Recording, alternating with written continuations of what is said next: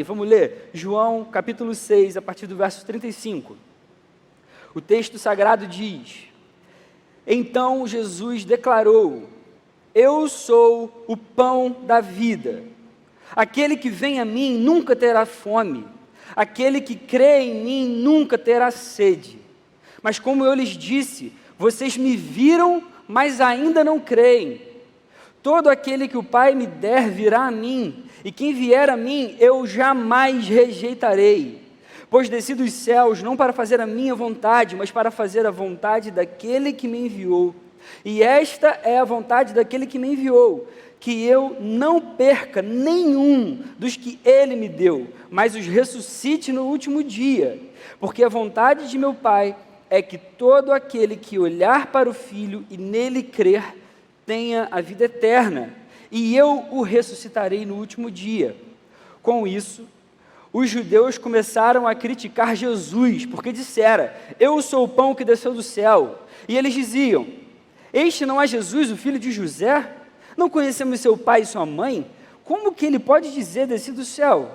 Respondeu Jesus: Parem de me criticar. Ninguém pode vir a mim se o Pai que me enviou não o atrair, e eu o ressuscitarei no último dia. Está escrito nos profetas: todos serão ensinados por Deus. Todos os que ouvem o Pai e dele aprendem, vêm a mim. Ninguém viu o Pai, a não ser aquele que vem de Deus. Somente ele viu o Pai. Asseguro-lhes que aquele que crê tem a vida eterna. Até aí. Amém? Esse texto é muito maravilhoso. Os sonhos que qualquer ser humano pode ter movem as pessoas. Os sonhos são aquilo que nos move. Sabe, quando você tem um desejo vivo por alguma coisa, um desejo intenso, constante por alguma coisa, quando você tem um ideal na sua vida e você busca por esse ideal com tanto interesse, com tanta paixão, isso é um sonho que você tem dentro do seu coração.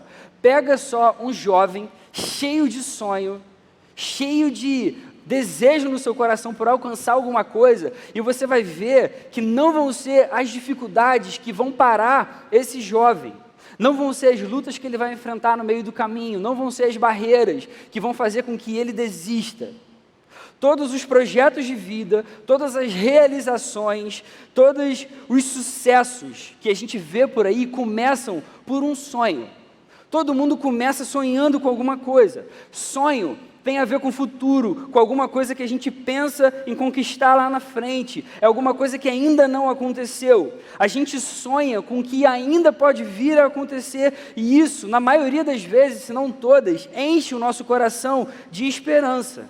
Geralmente, quando a gente pensa em algum sonho, a gente pensa em algo que vai ser o grande acontecimento da nossa vida, aquilo que a gente mais espera em toda a nossa história, o grande reconhecimento, a grande alegria, a grande satisfação, o grande desejo que a gente tem dentro da gente. A realidade que a gente vive hoje está sempre num nível abaixo do nosso sonho. A gente vive uma realidade, o que a gente sempre sonha é muito acima dessa realidade, senão talvez nem fosse um sonho. Tem gente que sonha com coisas que nunca vai conquistar em toda a vida. Isso porque o ser humano é capaz de fazer coisas assim. Se a gente comparar a realidade com o sonho que a gente tem, eu ouso dizer que 100% das pessoas não vai preferir o cenário da realidade no lugar do cenário do sonho. A gente sempre vai preferir estar no cenário do nosso maior sonho. Guarda tudo isso no seu coração. Qual é o contexto desse texto que a gente acabou de ler essa noite aqui? Jesus tinha acabado de realizar aquele milagre da multiplicação dos pães. Você lembra da história? O texto bíblico conta que uma multidão, muita gente, uma galera, começou a seguir Jesus depois de ter visto Jesus tendo curado muitos doentes. Essa multidão começa a ir atrás de Jesus, quando Jesus vai para uma margem, um pedacinho ali do Mar da Galileia. E aí o texto conta que quando Jesus olhou para essa multidão, Jesus teve compaixão dessas pessoas. E aí o que Jesus faz? Jesus quer alimentar essas pessoas. E aí Jesus faz um grande milagre. ele pega 5 pães, 2 peixes e alimenta uma multidão. O texto vai dizer que foram 5.000 homens, mais mulheres e crianças que estavam ali no meio daquelas pessoas. Todas essas pessoas foram alimentadas, e o texto ainda diz para a gente que sobraram 12 cestos desses pães que tinham sido multiplicados por Jesus. Aí depois desse milagre, Jesus se retira e vai sozinho para um monte, para ficar um tempo ali na presença do Pai. E aí quando anoitece, os discípulos de Jesus descem para o mar, entram no barco, e aí eles começam uma travessia ali para Cafarnaum, dentro do barco. Aí a Bíblia vai dizer para a gente que estava tudo escuro, já era alta madrugada, soprava um vento muito forte, o mar estava agitado, esses discípulos já tinham remado mais ou menos 5 a 6 quilômetros dentro desse mar, e outro milagre acontece. Jesus, no meio dessa escuridão, aparece para esses discípulos que estavam ali no barco, remando, depois de 5 a 6 quilômetros mais ou menos. Jesus aparece ali andando sobre o mar. Mais um milagre de Jesus na frente dessas pessoas. No dia seguinte, aquela multidão que estava seguindo a Jesus vai até Cafarnaum atrás de Jesus. Mas aí a história fica um pouco diferente. Jesus vai olhar para essa multidão que continuou seguindo a ele, e aí ele vai dizer, já sem rodeio nenhum, já para essas pessoas: olha, a verdade é que vocês estão me procurando, não porque vocês viram os sinais miraculosos que eu realizei, mas porque vocês comeram o pão e vocês ficaram satisfeitos com esse pão. Que coisa doida. E a partir daí, Jesus vai pegar esse cenário, vai pegar isso que ele acabou de falar, e vai começar a ensinar essas pessoas que estavam seguindo Jesus agora, por causa do pão, por causa do alimento que saciou a eles, e vai falar para eles não se importarem apenas com esse alimento físico, com essa comida terrena, mas ele agora vai começar a ensinar a eles a se importarem com a comida que permanece para a vida eterna. E esse alimento seria o próprio Jesus, seria o alimento que o próprio Jesus daria para eles com as suas palavras e com a sua própria vida. E esse é o ponto crucial desse contexto que a gente precisa guardar nesse momento. Aqui, exatamente nesse ponto, está esse texto que a gente leu nessa tarde. A partir agora desse momento, Jesus começa a fazer uma conexão da sua própria vida com esse alimento espiritual de que todos nós precisamos enquanto a gente vive, enquanto a gente caminha. Jesus ensina que Ele próprio, Ele é o pão da vida. Ele ensina que quem vem a Ele nunca mais vai ter fome, que quem crê nele nunca mais vai ter sede. Nesse momento, Jesus está deixando claro que Ele é o Filho de Deus e Ele é o próprio Deus. E Ele vai fazer uma grande declaração sobre o que Ele estava querendo que aquelas pessoas, aquela multidão, entendessem a respeito dele. Então ele vai ensinar que ele desceu do céu para fazer a vontade do Pai. Ele vai dizer que a vontade do Pai é que Jesus não perca nenhum dos que o Pai tinha dado a ele. Ele vai dizer que a vontade do Pai é que todo aquele que olhasse para o Filho e nele cresce, tivesse a vida eterna. E é o texto que a gente leu aqui. Só que isso, nesse momento, foi escandaloso. Isso foi escandaloso. Isso foi, para essa cultura, nesse momento aqui que Jesus está falando para aquelas pessoas, foi um divisor de águas. A partir desse momento, o texto diz que vários judeus que ouviram essas palavras de Jesus começaram a criticar Jesus. Começaram a falar: ué, o que esse cara está falando? Quem ele pensa que é? Como que ele pode dizer, eu sou o pão que desceu do céu? Aí ele já foi longe demais.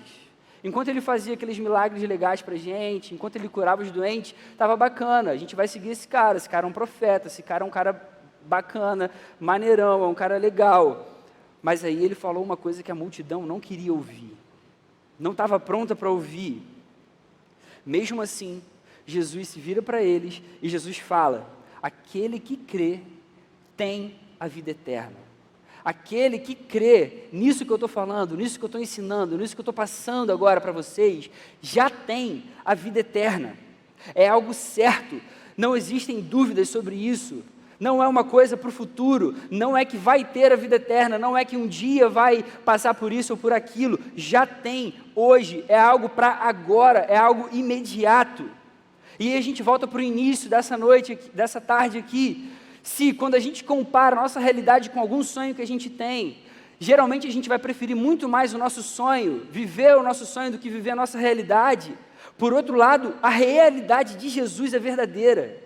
A realidade de Jesus é algo para a gente viver hoje, é algo que a gente já vive. E isso é melhor, isso é muito mais importante, isso é muito mais satisfatório para o nosso coração do que qualquer sonho humano, que qualquer pessoa na face da terra poderia ter ou pensar em ter. A realidade de Jesus agora, presente no seu coração, no meu coração. Jesus é real. As consequências de se crer em Jesus e de se crer nas suas palavras são reais, são verdadeiras. A gente pode viver hoje.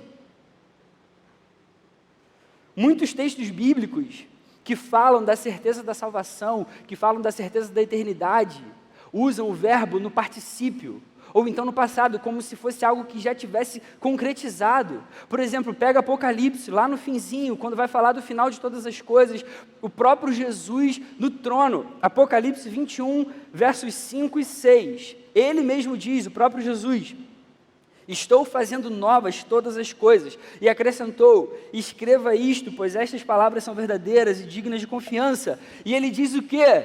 Está feito. Eu sou o alfa e o ômega, o princípio e o fim.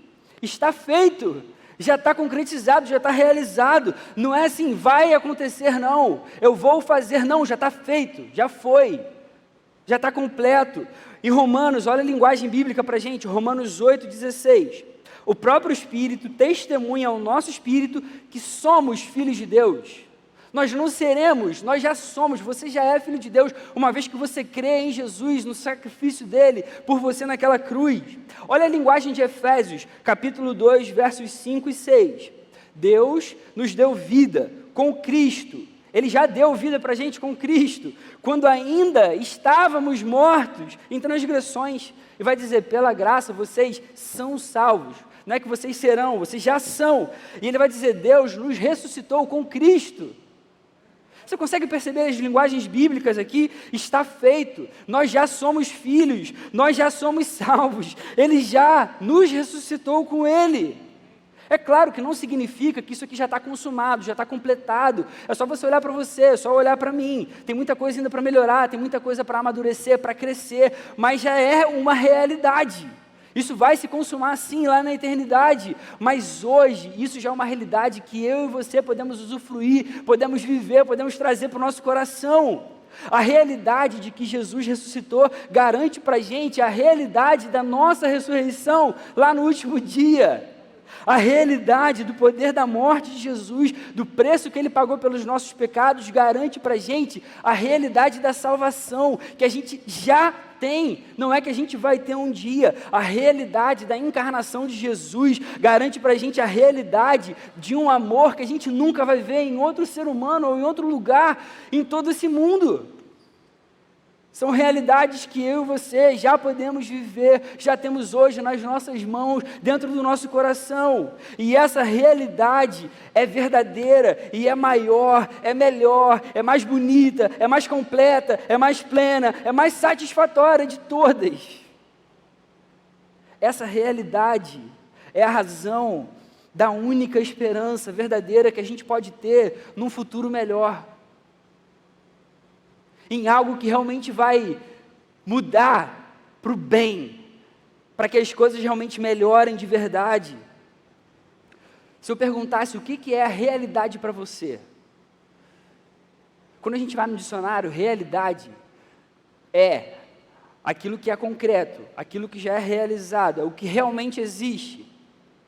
Realidade para você é o que você pode ver com seus próprios olhos. Realidade para você é o que você pode sentir na sua própria pele. Realidade é alguma coisa que você consegue explicar de forma racional, de forma lógica. O que é realidade para você? A realidade de Cristo é tão sólida, é tão certa, é tão verdadeira, factível, que é mais certa do que as coisas que a gente pode ver, que a gente pode sentir, que a gente pode explicar racionalmente, logicamente. Diante do que a palavra ensina para a gente pode aprender algumas lições sobre a realidade de Jesus para a nossa vida em todos os sentidos. E eu queria compartilhar com você nesse momento. A primeira lição é que realidade não tem a ver com o que a gente vê. realidade não tem a ver com o que a gente vê com os nossos próprios olhos. No texto que a gente leu essa tarde, verso 36, o próprio Jesus fala, como eu lhes disse, vocês me viram, mas ainda não creem. É Jesus falando para aquela multidão que tinha seguido ele. Vocês me viram, mas ainda não creem. Olha só, Jesus é real, Jesus estava na frente daquelas pessoas, em carne e osso. Jesus estava falando, ensinando, fez vários milagres na frente daquelas pessoas, como a gente já relembrou aqui também nessa tarde. Jesus, o Criador do universo, agora encarnado, o Deus ali na frente daquelas pessoas, o Redentor da humanidade. Aquelas pessoas viram os milagres dele, viram Jesus atuando, viram Jesus ali naquele lugar, mas não creram, viram com os próprios olhos, mas não creram.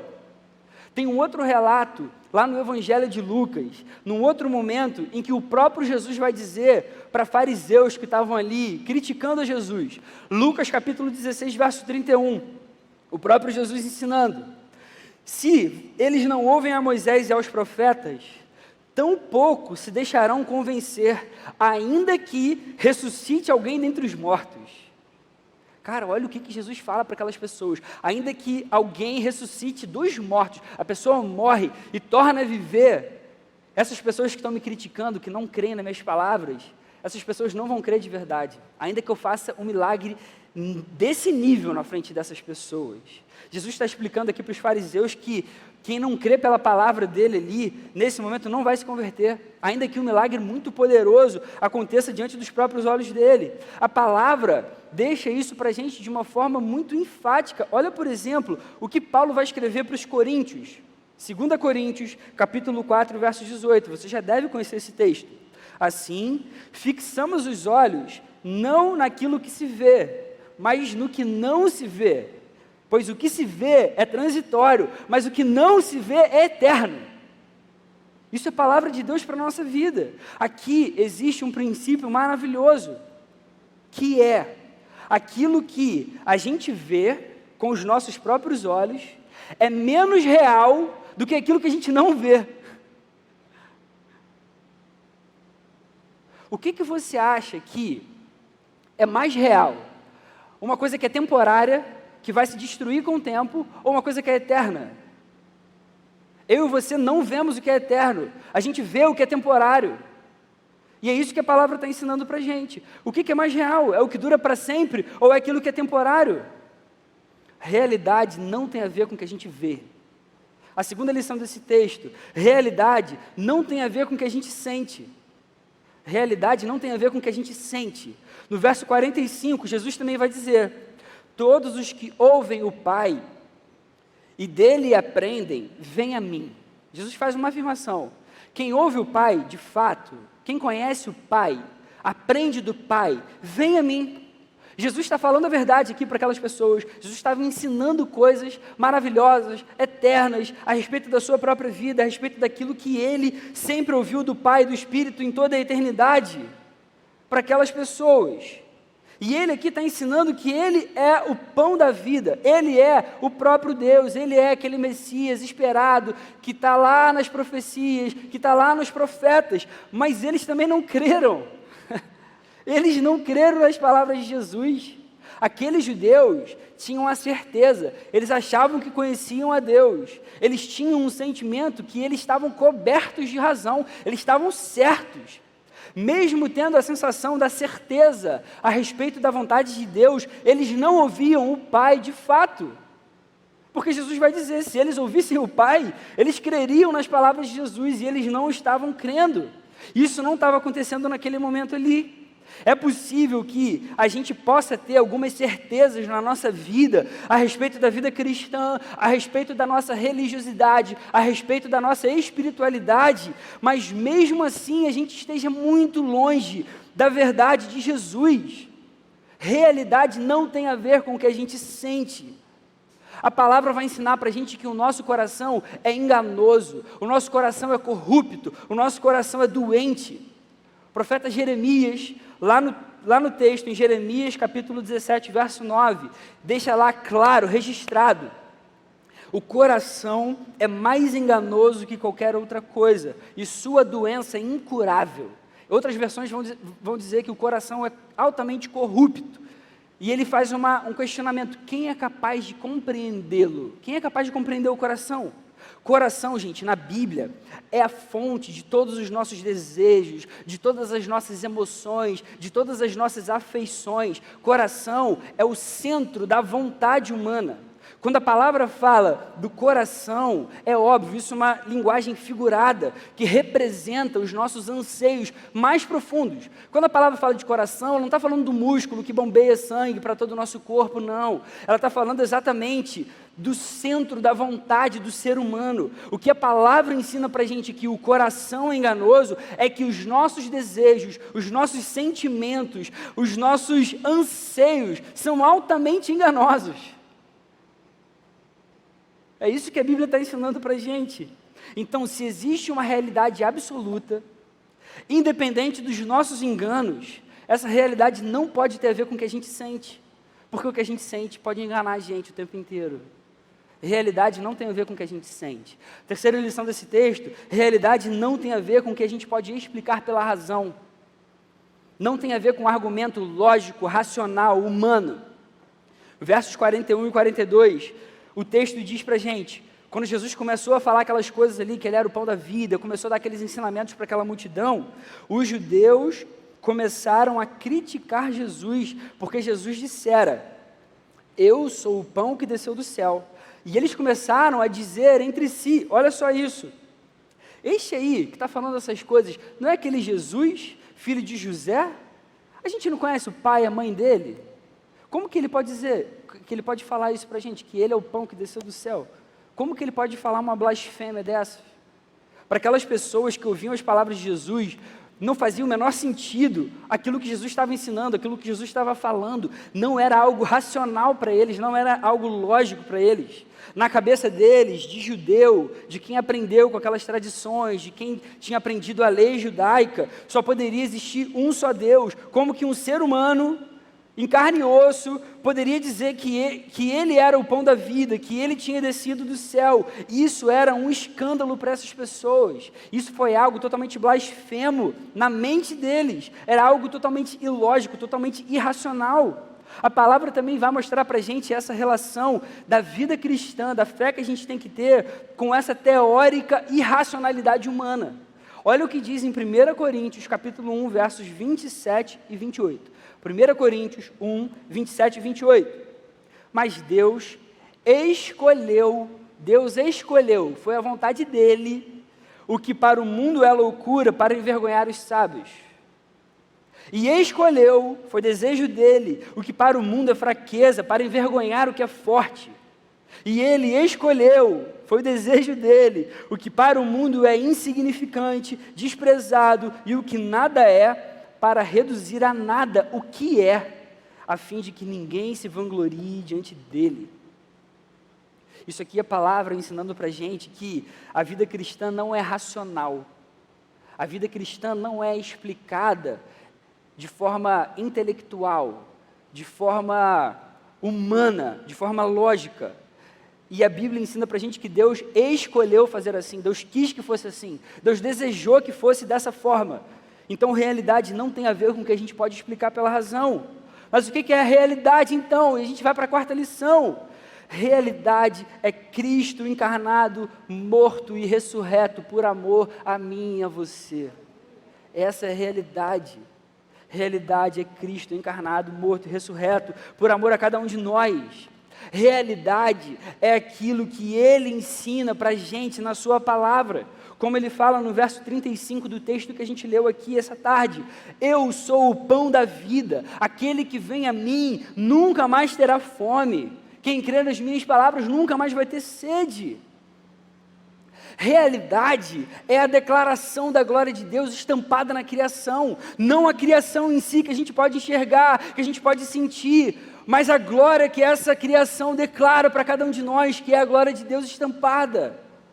Sabe quando você vê uma cena linda, a beleza da criação, quando você vai numa praia e vê o pôr do sol maravilhoso, quando você vê uma cena de uma paisagem tão bonita e aquilo gera em você uma saudade de uma coisa que você nunca viu na sua vida. Quando você vê a perfeição da beleza criada, o seu coração vibra. Você não sabe nem explicar porque o seu coração vibra tanto com aquela beleza, mas o seu coração está confirmando ali a beleza do Deus do universo estampado. Isso é realidade. Realidade tem a ver com fé. Fé é certeza. Fé é atitude de confiança. Fé é esperança. Fé é quando a gente deposita paz no único Deus que pode me amar mais do que qualquer outra pessoa no mundo inteiro. O que eu quero dizer é que a nossa fé, ela é muito mais sólida, ela tem muito mais razões para ser sólida e real do que muitas pessoas podem afirmar ou tentam desacreditar. C.S. Lewis, escritor inglês, foi também um teólogo. Ele desenvolve uma das ideias mais bonitas que eu já pude ouvir a respeito da realidade do Cristo glorificado, a respeito das coisas eternas, da eternidade, do céu. Ele vai dizer o seguinte: sabe quando você lê lá no relato de Lucas ou de João, quando Cristo ele se torna ressurreto e ele aparece aos seus discípulos? Você vai encontrar isso nas referências de Lucas 24, 37, ou lá em João 20, 19. No relato de Lucas vai dizer que Jesus apareceu para os discípulos depois dele ter ressuscitado. Os discípulos ainda conversavam: mas será que ele ressuscitou mesmo? Será que é isso mesmo? Eles ainda não estavam entendendo o que estava acontecendo. E eles estavam num lugar e Jesus aparece para eles. E o texto vai dizer que eles ainda estavam duvidando: mas será? Eles estavam achando que era um espírito. E aí Jesus se vira para eles e fala: olha só, como que um espírito pode ter carne e osso? Vocês estão vendo aqui, ó, encosta aqui, pode ver. E eles continuam duvidando, e o texto vai dizer que Jesus fala assim: vocês têm alguma coisa para comer aí?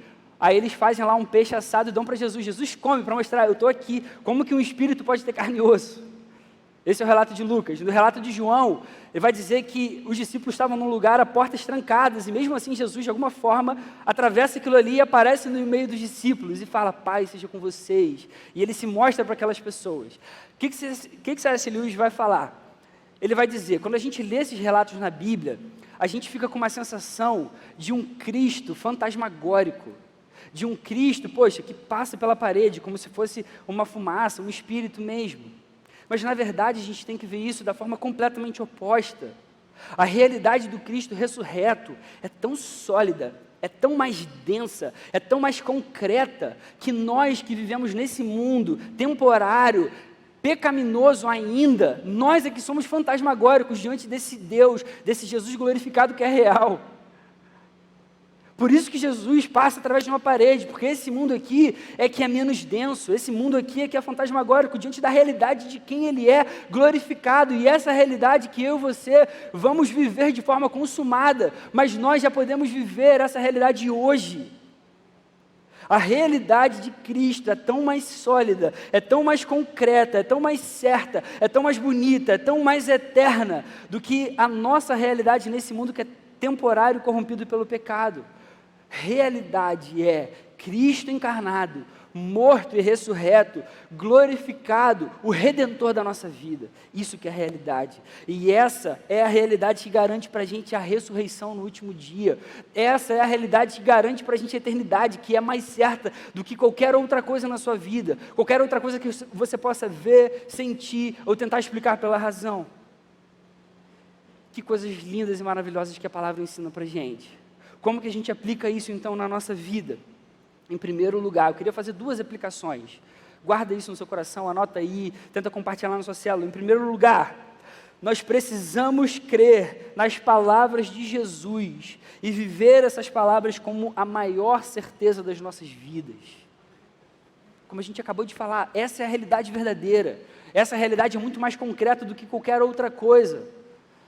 Então a gente precisa acreditar nessas palavras, nessa palavra aqui, como a maior certeza de todas, mais do que você possa pensar, mais do que você possa ver com seus próprios olhos, mais do que você possa sentir. A gente viu que realidade não tem a ver com o que a gente vê, com o que a gente sente, ou o que parece certo diante da razão humana.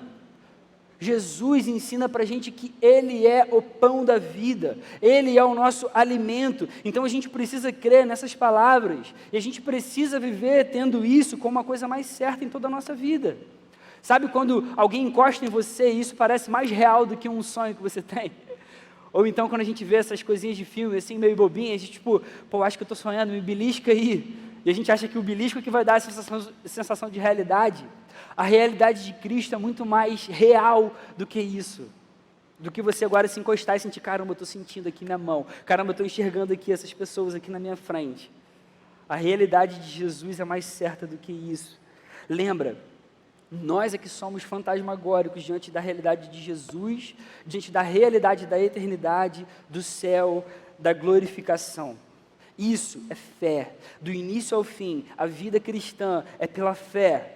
Enquanto a gente está nesse mundo caído, distorcido pelo pecado, essas coisas parecem um pouco demais para a gente acreditar, para a gente trazer isso e ver, caramba, faz sentido. Mas olha o texto de Isaías, quando o próprio Deus diz, Isaías, capítulo 55, verso 9, assim como os céus são muito mais altos do que a terra, também os meus caminhos são mais altos do que os seus caminhos, e os meus pensamentos, Deus falando, muito mais altos do que os seus pensamentos. A gente tem que trazer isso aqui para a nossa vida, palavra de Deus. Deus fala, olha só, os meus pensamentos são muito mais altos do que os seus pensamentos. Não adianta vocês tentarem entender, tem coisa que a gente não vai entender, tem coisa que a gente não vai conseguir explicar, tem coisa que a gente só vai crer. Essa é a fé que a gente precisa ter. Acreditar que a palavra, de fato, é a maior certeza para as nossas vidas. É assim que é a vida cristã. Nem tudo vai ser racional para você. As coisas que acontecem na sua vida, no seu dia a dia, as coisas que você talvez não consiga explicar, as coisas que são muito difíceis de entender. Nem tudo a gente vai entender, mas a vida é assim. E Deus quer que a gente creia nele mesmo assim. Os pensamentos dele estão muito mais altos do que os nossos. A gente aceita e crê pela fé. Segunda aplicação para a nossa vida. Antes da gente alcançar os nossos maiores sonhos, a gente deve ser totalmente grato pela realidade de Jesus hoje. Você deve ter vários sonhos na sua vida ainda. Tem muita coisa que você quer conquistar, que você quer alcançar. Mas a gente precisa ser muito mais grato antes, por Jesus, pelo que a gente já tem, pelo que Ele já fez por cada um de nós. Olha que coisa bonita que eu vou falar para você agora. Uma das coisas mais encantadoras que eu pude aprender, estudando teologia, diz respeito à antropologia bíblica. É uma matéria de teologia sistemática, que fala sobre quem é o homem, como que a palavra vai explicar, vai ensinar o que é o homem de fato, o que é o ser humano. Um dos primeiros relatos está lá em Gênesis, capítulo 2, verso 7. Então, o Senhor Deus formou o homem do pó da terra, soprou nas suas narinas o fôlego de vida, e o homem se tornou um ser vivente. É o que a palavra ensina. Uma das primeiras coisas que a palavra vai ensinar para a gente a respeito do ser humano, quando Deus cria Adão, Ele sopra o fôlego de vida nas narinas, depois de ter formado do pó da terra, e ele se torna um ser vivente. Outras versões da Bíblia em português vão dizer que o homem se tornou uma alma vivente. Essa palavra para ser, para alma, no hebraico, é uma palavra chamada nefesh. Hoje, na nossa linguagem mais desenvolvida do século 21, a gente consegue ter várias palavras para identificar essas coisas. Vida, alma, outra coisa que possa explicar algumas outras concepções. Naquela época, nefesh era uma palavra para identificar algumas coisas. Por exemplo, significava vida, significava alma, ser, mas também significava apetite, garganta. Nefesh é isso, é vida, é ser, é alma, mas também pode ser garganta, apetite. Então, quando a palavra vai dizer que o homem se tornou essa alma vivente, ela está falando, o homem se tornou nefesh vivente. Isso é a parte essencial do homem, é o ser total da pessoa. Ele não passa a ter uma alma e um corpo, ele é uma coisa só, ele é um nefesh, ele é uma alma que vive, ele é um apetite. Isso, traduzido de forma literal, poderia ser, o homem se tornou um ser vivente, ou o homem se tornou uma alma vivente, ou então, o homem se tornou uma garganta viva. A gente poderia traduzir assim também, só que não faria sentido para o nosso idioma de hoje. A gente não ia falar, como assim uma garganta viva? Mas isso tem um significado muito profundo. Significa que quando Deus soprou o fôlego de vida, o homem se tornou fome, o homem se tornou apetite, o homem se tornou desejo, necessidade por Deus. Ele foi criado dessa forma, totalmente para Deus. Olha a riqueza dessa imagem. O homem, ele não tem fome, o homem é fome. O homem, ele não tem desejo, ele é desejo. O homem não tem necessidade, ele é necessidade. Tudo isso por Deus. O homem é fome de Deus, o homem é necessidade por Deus. Todo homem é desejo para Deus. Deus criou o homem todo como fome de Deus. Então a definição bíblica, dentro da antropologia que a gente pode ver na palavra, o ser humano é um ser essencialmente faminto por Deus. Deus criou a gente dessa forma, totalmente faminto, desejoso por Ele. Ele criou a gente para isso. Mas aconteceu um detalhe na história: a queda. O homem pecou e distorceu esse desejo inicial, essencial do homem por Deus. Então o homem, depois do pecado, ele continua sendo fome e necessidade, mas ele consegue agora colocar qualquer outra coisa no lugar de Deus, porque ele tenta saciar essa fome que ele foi criado. E aí ele não consegue enxergar Deus, ele coloca qualquer coisa. Por isso que Calvino vai dizer nas Institutas que o coração humano é uma fábrica de ídolos. A gente consegue idolatrar qualquer outra coisa que entre no lugar de Deus no nosso coração, porque a gente foi criado com isso. E aí, hoje, eu e você estamos aqui numa igreja cristã, aprendendo da palavra, aprendendo de Jesus, e hoje a gente consegue de novo saciar o nosso desejo mais profundo da alma, que é encontrar o alimento verdadeiro em Jesus. Se isso é possível, é pelo que Jesus fez por você. Jesus resgatou o nosso desejo mais essencial. Por isso Jesus vai ensinar para a gente no texto que a gente leu, que Ele é o pão da vida. Ele é o alimento que a gente precisa. Agostinho, um teólogo que viveu no século IV, ele diz uma das coisas mais bonitas: nossos corações foram feitos para Ti, ó Deus, e eles nunca descansarão até que descansem em Ti. Essa é a essência do que a gente está falando aqui agora. Então a gente só vive realmente quando a gente entende que Jesus é o nosso alimento, que Jesus é a fonte da nossa vida. Se hoje eu e você vivemos como a gente foi criado para ser desde o início, mas o pecado distorceu, Jesus deu a própria vida, resgatou a gente dessa escravidão, abriu os nossos olhos, e a gente consegue hoje voltar a encontrar a saciedade da nossa vida e da nossa alma em Jesus. Isso é totalmente mérito dele, por tudo que ele fez por mim e por você. É o amor dele transbordando na nossa vida, e isso é muito mais incrível, muito mais maravilhoso, muito mais feliz, muito mais realizador do que qualquer anseio humano que a gente possa ter em toda a nossa vida. Por que eu estou falando isso tudo? Porque antes de você alcançar o seu maior sonho, seja antes grato por tudo isso que a gente acabou de falar. Seja totalmente grato pelo que Jesus te dá, que já é uma realidade agora na sua vida. Isso é muito melhor, muito mais profundo, muito mais real, concreto, do que qualquer sonho, do que qualquer desejo, do que qualquer coisa que você queira em toda a sua vida. Eu quero concluir dizendo que não tem problema nenhum a gente ter sonhos nas nossas vidas, não tem problema nenhum. O que eu queria tentar trazer para o nosso coração nessa tarde aqui é: o que a gente já tem em Jesus é muito melhor do que os nossos melhores sonhos. Se você tem buscado por algum sonho, se você tem se dedicado por alguma coisa que você já tem um desejo durante toda a sua vida, a questão não é nem assim, qual é o seu sonho, mas quem é Jesus nesse seu sonho? Porque Jesus tem que fazer parte de toda a nossa vida. Se Jesus não for o nosso bem mais valioso, é provável, é certo na verdade, que a gente nunca seja saciado de forma satisfatória, porque a gente foi criado como desejo para Ele. E aí, se a gente não colocar Jesus como o bem mais valioso da nossa vida, sabe o que vai acontecer? A gente vai atingir um sonho, Só que esse sonho não vai saciar, e a gente vai querer o outro sonho, e a gente vai querer o outro sonho, e a gente vai querer o outro sonho, e nada vai saciar, porque não é isso que sacia o nosso coração. Isso nunca vai saciar a nossa sede mais profunda. Martin Lloyd Jones dizia que o homem está no seu auge, e no mais alto nível, quando fica de joelhos, face a face com Deus. O homem está no seu auge, no seu mais alto nível, quando ele fica de joelhos, face a face com Deus.